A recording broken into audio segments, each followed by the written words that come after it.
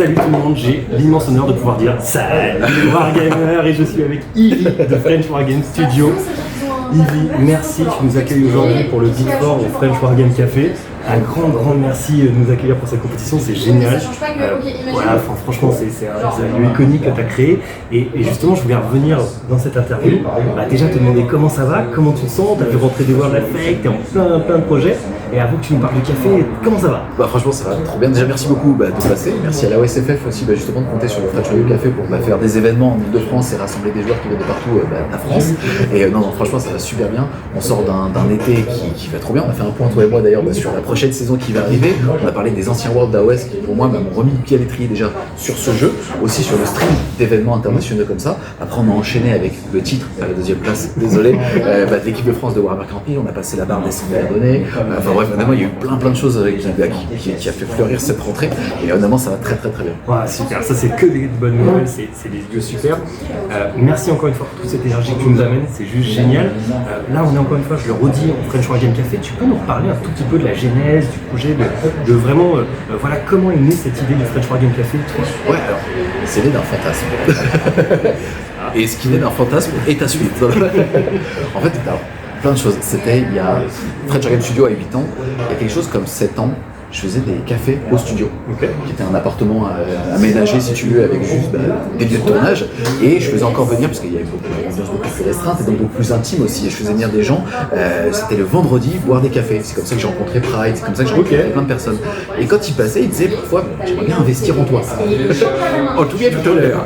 Et non, en fait, je me suis dit, mais attends, c'est dingue, parce qu'à la base, je veux juste créer un métier. Enfin, tu sais, à la base, c'était juste vraiment moi qui joue, et les gens jouaient par procuration, juste ma petite caméra, parce que c'est quelque chose qu'on n'avait pas en France, versus les États-Unis avec du mini wargaming, ce genre de chaînes qui m'ont vraiment énormément inspiré. Et après d'ailleurs c'est génial parce qu'à Atlanta j'ai pu rencontrer Mathieu de mini wargaming. C'est des personnes qui m'ont inspiré, tu vois ce que je veux dire là-dessus, donc ça c'était génial. Et à un moment en fait, genre la même semaine, j'ai plusieurs personnes qui m'ont proposé d'investir en fait sur les studios. Sauf qu'à l'époque, j'étais pas du tout dans l'optique de me dire attends, on a vocation à faire des profits. Non, on a vocation à pouvoir acheter des meilleures caméras et ainsi de suite. Sauf que putain, quand tu commences à te dire attends, il y a des gens qui pensent vraiment pour investir, j'avais commencé à fantasmer sur un lieu qui était le French Wargame World. C'était un modèle de 450-500 mètres carrés, plutôt en fait en banlieue parisienne, un peu basé sur le modèle que vont avoir les laser games. Tu sais, où en fait tu prends rendez-vous pour faire ta game, mais tu manges un bout avant et après tu débriefes de ta partie. Tu bois un coup après. Exactement, tu mélanges un petit peu les deux.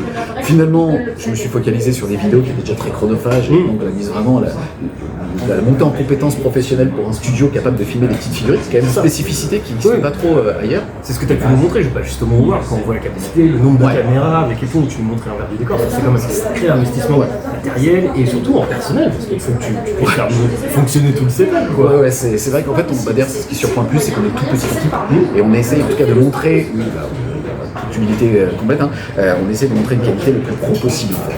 C'est vraiment ce qui me d'ailleurs même le slogan pour que le studio au début, c'était d'avoir une qualité professionnelle sans se prendre au sérieux. Au moins au niveau si tu veux, des intentions autour de la table de jeu.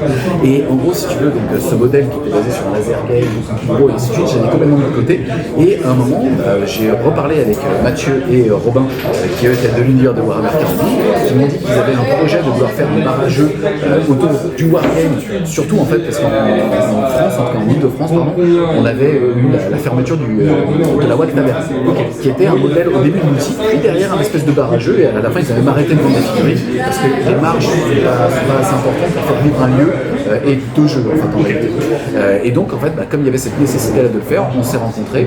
Au début on est parti sur des petits locaux qui faisaient à peu près 100 mètres carrés et ainsi de suite, et j'ai essayé d'amener aussi, et ensemble, on a encore une fois tordu un petit peu le projet initial pour matcher un peu plus avec ce French Wargame World, donc un compromis qui était devenu le French Wargame Café, un espace de 330 mètres carrés. Ouais, espace de 330 mètres carrés où tu proposes du jeu, de la peinture. Exactement. Tu proposes également des animations, on en parlait tout à l'heure, tu proposes des conférences, tu vas proposer des ateliers. En fait, c'est rigolo, si tu veux. Ce lieu, il a deux vocations. Il a vocation à faire vivre la communauté d'Île-de-France.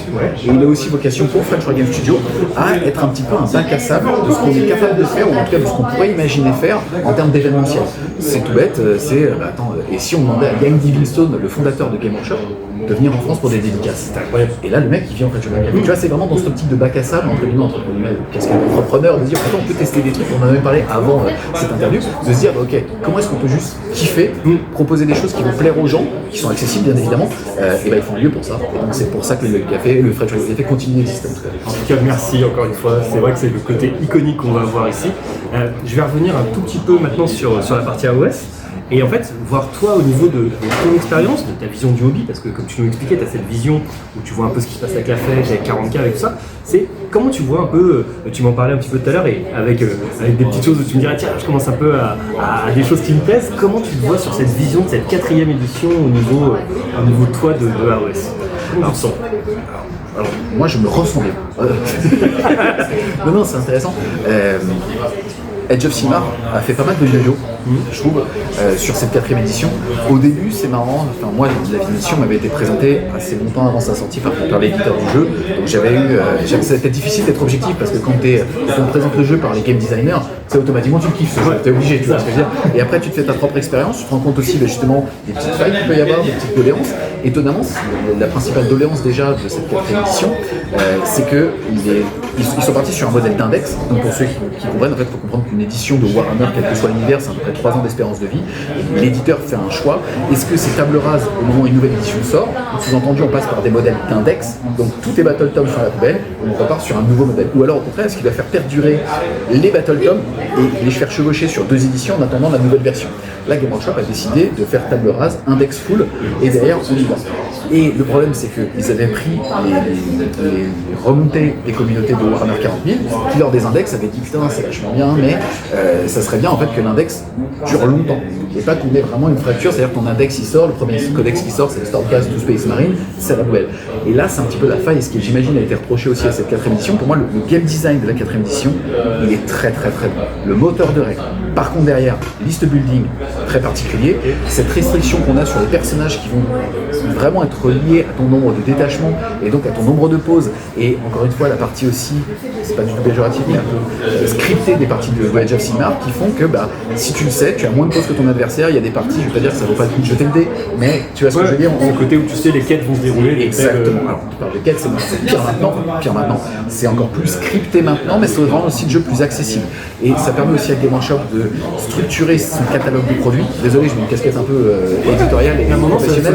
Mais en fait, c'est de voir que Game Workshop, ils ont une audience très très large. Et même si on pourrait penser que leur audience est divisée par univers, c'est vrai, mais elle est surtout divisée aussi par temps investissement des joueurs dans leurs univers. Et aujourd'hui, ça devient assez clair que tu veux commencer le wargame, c'est Spirel. Tu veux continuer le wargame, avoir un jeu un petit peu plus évolué, un petit peu plus intellectuel, tu vas sur Edge of Sigmar et tu changes d'échelle. Et après, si jamais tu veux un jeu beaucoup plus exigeant, ça ne veut pas dire que les joueurs sont plus intelligents ou moins intelligents, mais c'est, tu vois ce que je veux dire, exigeant en termes de fréquence de mise à jour, en termes de profondeur aussi, sur la complexité des règles. Alors c'est Warhammer 40 000, leur jeu expert. Et on n'a jamais été aussi en avant avec Game Workshop sur cette structuration du catalogue. Tu vois ce que je veux dire? Après, on peut décider de mettre le catalogue à la poubelle, se dire, moi j'aime l'univers high fantasy, je vais que sur AOS, tu vois ce que je veux dire? Ou j'aime que le Grimdark, que sur 40K, tu vois. Mais ce que j'aime en tout cas dans ce qu'ils sont en train de faire sur la structuration du catalogue, c'est qu'ils investissent dans chacun des jeux. Tu regardes là, même la nouvelle série qui est sortie sur Warhammer TV, je parlais de Grimdark il y a 2 secondes. Moi, je trouve que Grimdark aujourd'hui, il est beaucoup plus présent sur AOS que sur 40K, alors que c'est en dynamique par rapport à la création des univers. Tu vois ce que je veux dire? Mais complètement. C'est génial, tu vois, par rapport à ça. Donc la 4e édition, pour moi, elle a fait du yo-yo. Ils ont peut-être, au début, ils ont fait un super travail de game design par Mathieu Rose, le game designer, et après, ils ont peut-être trop voulu écouter les communautés, étonnamment, alors qu'on est des consommateurs, en disant, attends, l'index, il faut que ça se reste le même. Ah oui, mais ça veut dire que quand j'achète une livre, j'ai pas de nouveauté. Donc frustration. Donc, tu vois ce que je veux dire? Et après, peut-être aussi revoir leur façon de penser sur comment est-ce qu'ils structurent, ils hachent les sorties d'une édition pour être capable d'apporter de la nouveauté. C'est toujours un petit peu pénible de se dire que la première année d'une édition, quel que soit le jeu, ça va être une forme de stabilisation qu'ils vont avoir pour patcher ce qui est un petit peu trop fort, machin. Et on se retrouve avec une première année, on va avoir entre 3 et 5 livres d'armée. On a du mal à saisir où va aller l'éditeur par rapport à l'orientation d'une édition. Tu vois, je comprends c'est intéressant. Et en général, mais c'est la même chose sur AOS ou pour 40K, c'est vraiment au bout de la première année, quand ils changent le pack de mission, qu'on se rend compte de là où voulait aller l'éditeur en termes vraiment d'optique de jeu. Ouais, c'est ça qui est assez chouette, c'est que à chaque fois que tu nous fais des battle reviews, que ce soit pour AOS, tout ça, tu as ce rappel où tu dis justement, voilà, ok, là on voit que l'éditeur, moi je trouve ça hyper pertinent justement toute cette partie où tu nous expliques aussi un peu ces visions. En plus, toi tu peux échanger avec les membres de la community, donc c'est aussi hyper intéressant d'avoir ton retour là-dessus, donc vraiment chouette. Et justement, pour continuer un peu sur ça, là tu nous parles du côté catalogue, du côté un peu, entre guillemets, ligne éditoriale, on va dire. Il y a aussi, et c'est une grande chance qu'on a, c'est-à-dire que tu nous représentes auprès de Warhammer Community, tu es l'un des fervents défenseurs de notre hobby en France, de notre passion. Comment toi, et là c'est vraiment un peu la question un peu plus perso si je peux me permettre, comment toi tu gères aussi à un moment le côté disclaimer qu'il peut y avoir, le côté un peu assez compliqué quand tu vas avoir sur les commentaires, sur des choses comme ça, comment tu arrives à gérer un peu cette ambiance? Tu parles des réticents au hobby de Game Workshop versus au hobby général, ou tu parles de moi, comment est-ce que tu maintiens une espèce de flamme entre pro et passion? Exactement, c'est justement, tu as tout compris, c'était où je voulais en venir, essayer de manière plus subtile, ce côté pro et passion, d'un côté entre guillemets, tu es obligé de suivre un peu leur ligne éditoriale, entre guillemets sur le budget, et à ce côté, voilà, c'est toi, c'est la flamme, c'est toi qui anime, c'est toi qui fait... Tu vois sur la fréquence du contenu, en général, encore une fois, on essaie d'avoir un média, entre guillemets, qui alimente tous les jeux et ainsi de suite.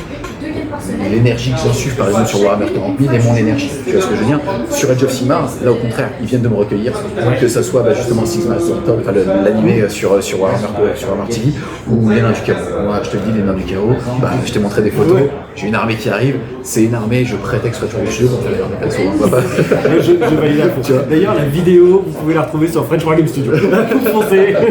Non mais tu vois, et là pour le coup la passion elle prend le pas, et c'est là où tu dis putain je me suis quand même pas trompé de voie. Entre guillemets personnel, c'est par rapport à un choix de carrière qui peut paraître flatteur parce que tu exposes ton image sur internet, mais qui derrière en termes d'entrepreneuriat, de rémunération et de cohabitation avec la vie perso est super complexe, tu vois ce que je veux dire. Et voilà, en tout cas pour l'instant après 8 ans j'ai systématiquement une piqûre de rappel par rapport à l'éditeur qui me dit tu kiffes. Tu vois, et là moi les nains du chaos, vraiment ils m'ont rallié à Joe Simard.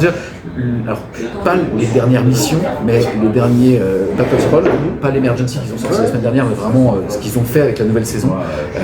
On retrouve plus de modèles sur la table.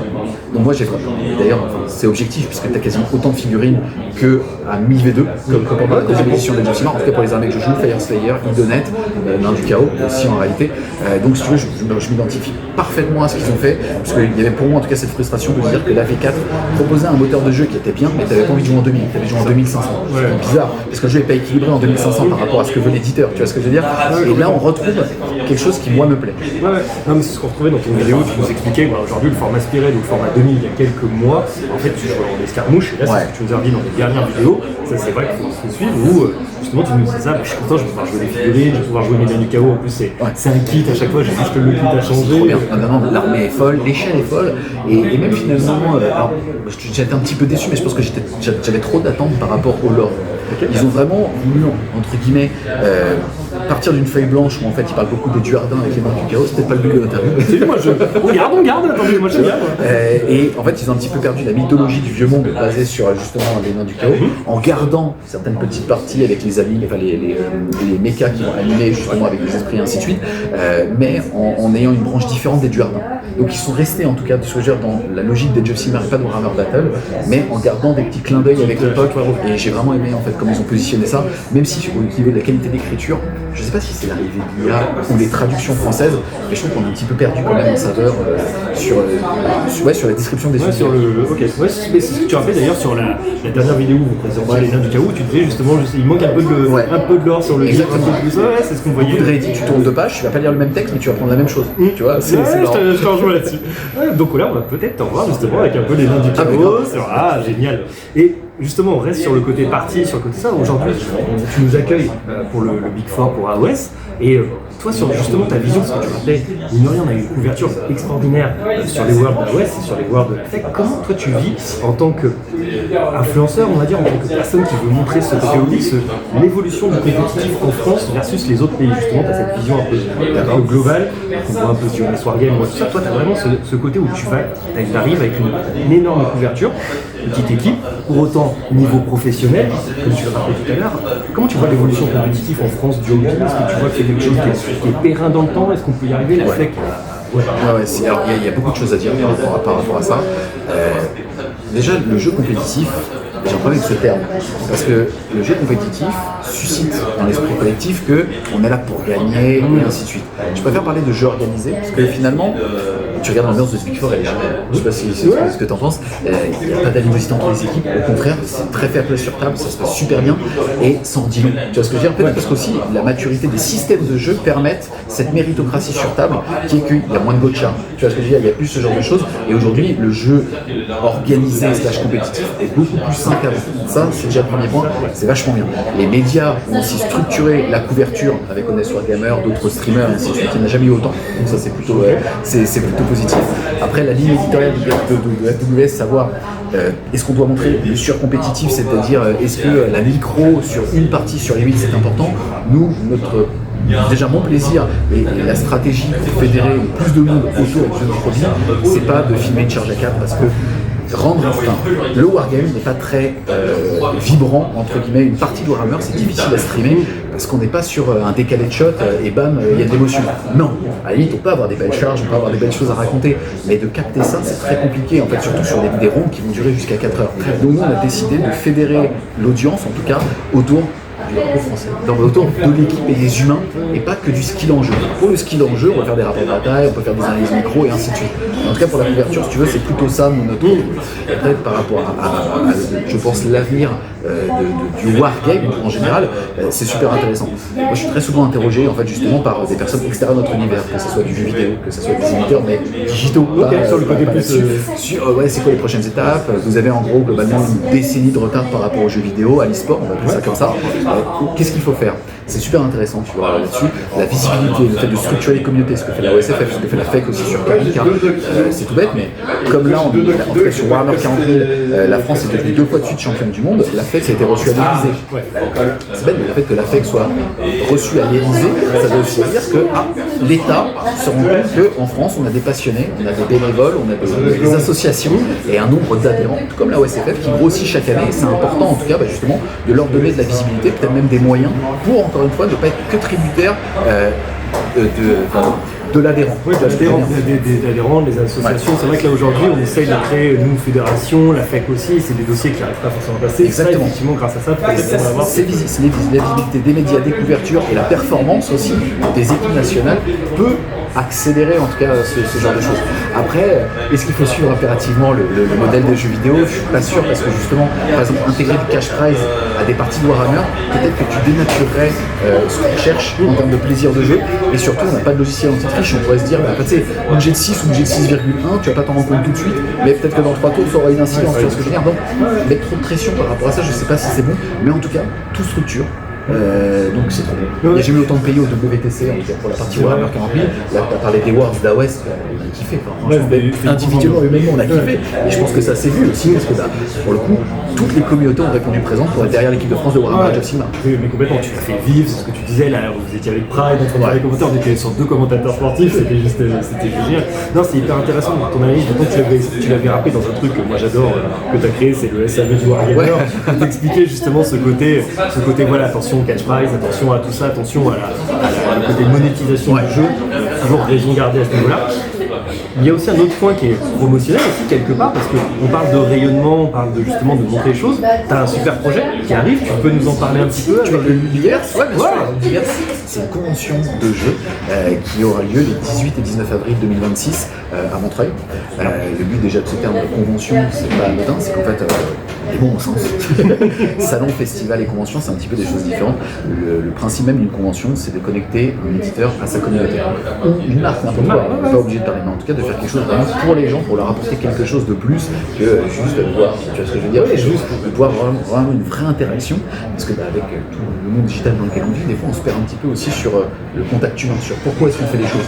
Et je trouve que de reconnecter tout ça, c'est vachement sain en fait, et c'est cool. Ouais, et donc ça sera à la fois dans le prolongement des French Game Day avec un énorme tournoi de 2 à 3 000 joueurs, pas que figurines, c'est important aussi de voir, il y aura aussi du TCG, et aussi de faire un salon à côté, dans le même lieu, ça sera la même chose. Et donc l'équivalent des French Game Day, encore une fois, on est là pour faire du jeu organisé, proposer aux gens, qu'ils soient conforts ou pas avec les règles, de venir quand même faire la partie pour le week-end, et à côté de ça, d'avoir l'équivalent d'un salon, /convention, avec des stands, des professionnels qui viennent pour que tu puisses aussi bronzer, voir, jeter. Et la vraie spécificité de ce projet, c'est qu'on veut avoir une scène qui propose en fait du divertissement. C'est-à-dire que soit les joueurs, à côté de leur partie, peuvent aller choisir un petit peu, tu vois ce que je veux dire, manger certains sujets, ou alors que des personnes puissent venir de la France entière ou même de l'étranger en se disant, moi je sais que pendant 2 jours, je vais manger de ma passion, et il va y avoir justement des animations, des concours, des interviews aussi avec des grosses prospects qui vont venir, et ainsi de suite, justement pour ça. C'est vraiment fait par des praticiens, pour les praticiens, en imaginant l'événement qu'on aurait voulu avoir, si tu veux, un petit peu quand les Games Day, on sait ça en France. Ouais, c'est ça. Mais complètement. Mais ça va être l'idée où un père de famille qui va vouloir transmettre sa passion, une mère de famille qui va vouloir transmettre sa passion à ses enfants. Il y a des 2v2 qui sont prévus. Ouais, bien sûr. Il y a la peinture sur plein d'autres jeux. D'ici à peu près fin novembre, on va vraiment revenir avec les billetteries et ainsi de suite. Là, on est en train de structurer justement le projet avec toute la partie B2B, donc c'est-à-dire quel professionnel doit être présent, comment est-ce qu'on structure tout ça, qu'est-ce qu'on fait aussi en termes de jeu. On parle beaucoup avec la ECFF, on parlait un petit peu d'Age of Sigmar, parce que c'est important qu'en tout cas, quasi tous les hobbies soient présents. Rappelle-nous la date. C'est 18 et 19 avril 2026. Et donc tu nous en reparles en live sur le French War Game Studio, en vidéo sur French Exactement, War Game ouais, ça arrivera de toute façon dans quelques semaines. Bien. Yvi, j'ai une question ultra importante pour terminer. Est-ce que tu as un petit chouchou pour ce soir? Qui sera le gagnant de l'équipe de France? Alors, si tu veux pas nous dire un chouchou, est-ce que tu as un joueur chouchou? On sait qu'il y a Gros Titi et ses mollets. Palage qui revendique le Palage War Game Studio.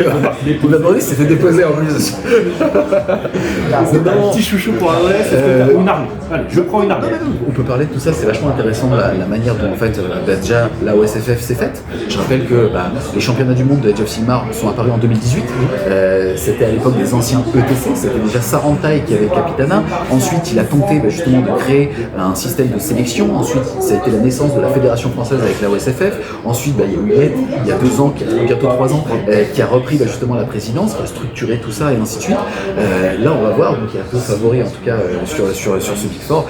C'est d'un côté Spoon et son équipe. Donc Spoon, qui je le rappelle aussi, a été révélé au premier championnat du monde en solo qui avait eu en novembre 2022 en direct d'Atlanta. Première fois que Game Workshop reprend les rênes de ces championnats. Et on a un Français qui en plus, je vous rappelle un petit peu l'histoire, en gros on fonctionne avec un système de double élimination. Et il perd sa première game avec un top 8 fermé, il doit passer par ce qu'on appelle un loser bracket, n'a pas le droit à l'erreur, et ça veut dire que la finale, comme il gagne, est obligé de se jouer 2 fois parce que le finaliste est un vaincu. On a un Spoon qui fait 2 fois la finale, qui la gagne 2 fois contre un match-up défavorable. Les dés ont aidé, sa stratégie a aidé, tout a aidé, c'était extraordinaire. Il était quasiment 6h du matin en France. Nous on était à Atlanta, on était défoncés, il était minuit, mais c'était extraordinaire. Et en face de lui, en tout cas pour ce Big Four, on a un Sarantai, capitaine de l'équipe de France, qui nous a fait vibrer depuis quasiment 5 éditions des championnats du monde, qui est passé à ça, puisque invaincu malheureusement sur les derniers championnats du monde en 2025. La France, je rappelle, finit 2e contre les États-Unis d'Amérique. 79. Exactement, et sans avoir perdu une ronde.